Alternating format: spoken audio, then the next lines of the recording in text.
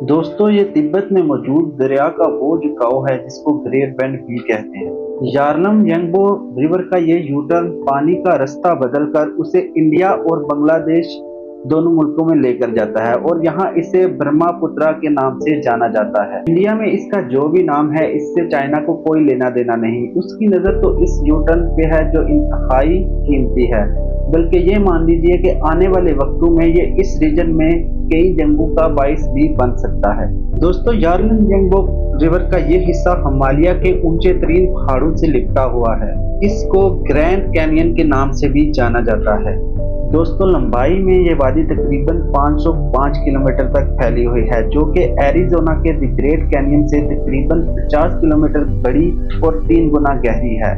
दोस्तों कैनियन किसी भी ऐसी वादी को कहते हैं जिसके बीच में से पानी गुजर रहा हो, इसलिए इस बात का फायदा उठाते हुए चाइना ने इस वादी पर दुनिया का सबसे ताकतवर डैम बनाने का फैसला किया है, ठीक इस जगह पर जो दुनिया की सबसे रिमोट लोकेशन है। और इस यूटर्न पर चाइना की तकरीबन पिछले 20 साल से नजर है और इसकी वजह इसकी ढलान यानी कि इसकी स्लोप है। ठीक इस जगह से देखा जाए तो दरिया 7000 मीटर ऊंचे पहाड़ की एक साइड से होता हुआ यू टर्न बनाकर दूसरी साइड से नीचे आता है। दोस्तों मजे की बात यह है कि ठीक इस जगह पर दरिया की ऊंचाई 2870 मीटर है और यू टर्न बनाने के बाद नीचे जाकर इस पॉइंट पर दरिया की ऊंचाई सिर्फ 870 मीटर रह जाती है। ये करीब 2000 मीटर की स्लोप बनती है, यानी पहाड़ की दूसरी साइड पर जो ऊंचाई 2870 मीटर थी वो थोड़ा सा फासला तय करने पर नीचे आकर सिर्फ 870 मीटर रह जाती है।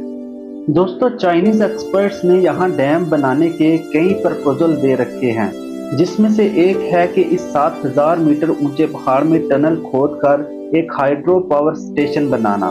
तो दोस्तों क्योंकि अगर पहाड़ के वेस्ट में जहाँ इसकी हाइट 2870 मीटर है वहां से इसका रास्ता बंद करके एक टनल बनाई जाए और यहाँ से पानी इसके सीधे ईस्ट पोर्ट पे जहाँ ऊंचाई 2000 मीटर कम है यहाँ गिराया जाए तो एक अंदाजे के मुताबिक तकरीबन 60 गीगावाट इलेक्ट्रिसिटी प्रोड्यूस की जा सकती है। दोस्तों ये बिजली दुनिया के 3 सबसे बड़े 3 गॉर्जियस डैम्स से जनरेट होने वाली इलेक्ट्रिसिटी से भी 3 गुना ज्यादा होगी। इस प्रोजेक्ट को मोटो हाइड्रो पावर स्टेशन का नाम दिया गया है। इस टनल की लंबाई तकरीबन 40 से 50 किलोमीटर लंबी होगी, जिसमें एक दो नहीं बल्कि मल्टीपल टरबाइन्स लगाई जा सकेंगी। जहां कन्वेंशनल डैम्स में पानी को स्टोर किया जाता है, वहीं यहाँ पर डैम बनाने के लिए ज़्यादा मेहनत भी नहीं करना पड़ेगी, क्योंकि दो तरफ तो इंतहाई ऊंचे पहाड़ हैं जो डैम्स की नेचुरल दीवारों की तरह काम करेंगे।